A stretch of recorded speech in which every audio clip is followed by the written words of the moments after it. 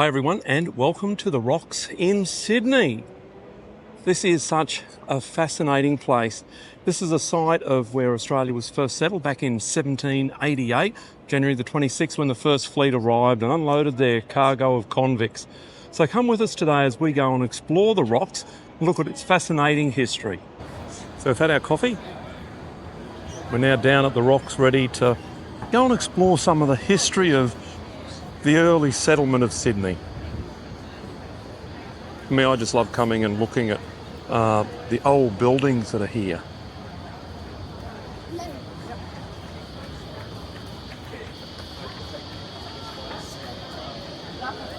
A lot of the old buildings now mixing with the new high-rise in the background.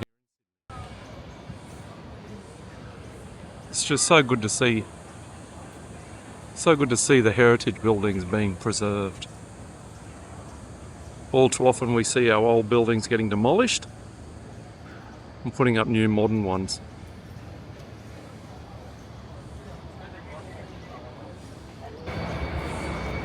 Just in front of us is Australia's oldest pub, Fortunes of War. So Linda and I are going to go and have lunch there shortly.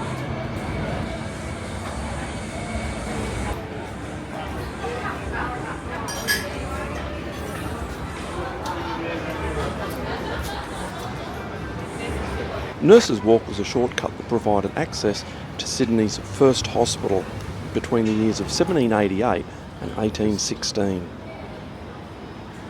Just going through the Nurses' Walk at the moment.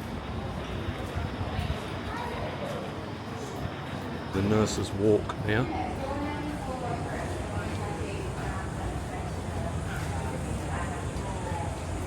Always lots of people around.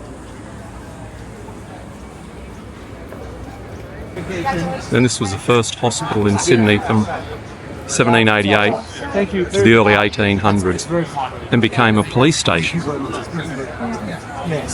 So just walking down the Suez Canal at the moment. That's a very good reason that it's called the Suez Canal. Leave that to your imagination.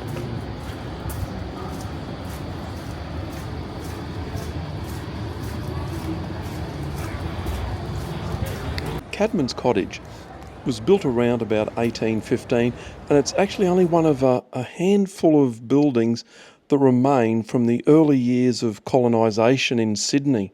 The cottage was built for the superintendent of government boats, and that was Cadman. His job was to manage government boats and the coxswains, the boat crews and the labourers, most of whom were all convicts. So we're just walking now down through the Argyle Cut. The Argyle Cut was a roadway that was originally cut out by convicts. And then didn't they decide to have free people? Yeah, I think they found it was paid.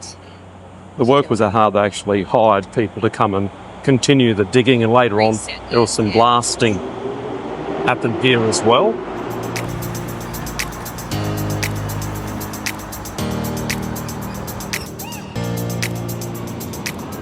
The Rocks markets, here we are. Let's go spend some of your money. Let's go spend some of your money. We're going to go and check out the Rocks markets, and yeah, we've heard they're pretty special, so let's go for a walk along a beautiful part of the Rocks.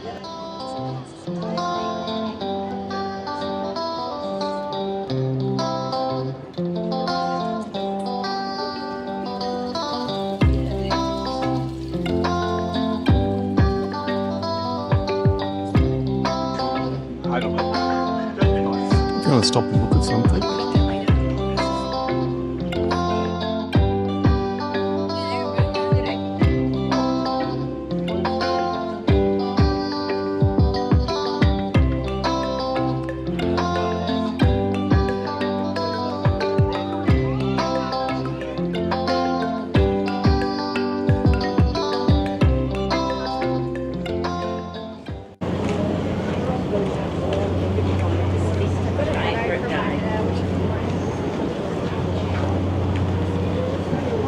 Then just when you think the markets are finished, but wait, there's more.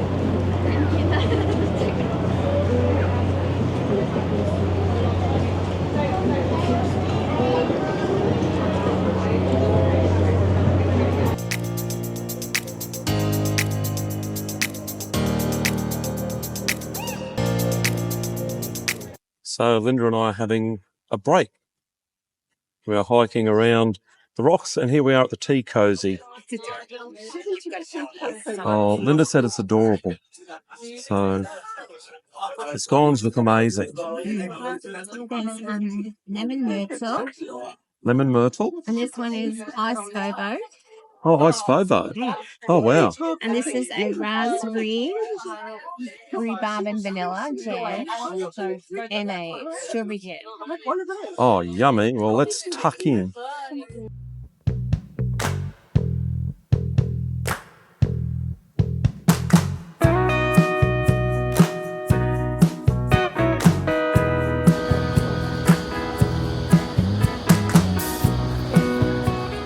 This small block of land has the remains of 8 houses that were built into a sandstone cliff somewhere between 1874 and 1878. And each house was only about 3 metres by 3 metres, and you can see from the video just how small those houses would have been. And just look at how small these houses were.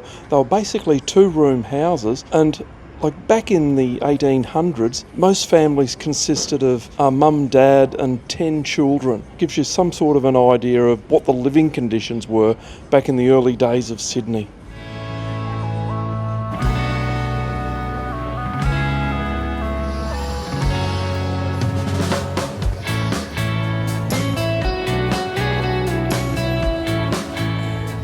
Susanna Place was the site of 4 terrace homes and was built around about 1844, and it was still occupied up until 1990.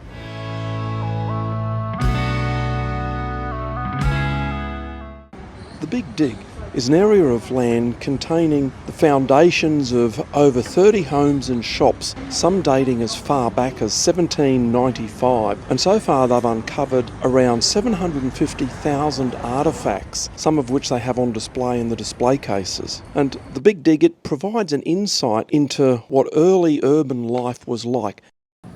Campbell's stores were built by a gentleman by the name of Robert Campbell, and some of the stores were completed as early as 1801.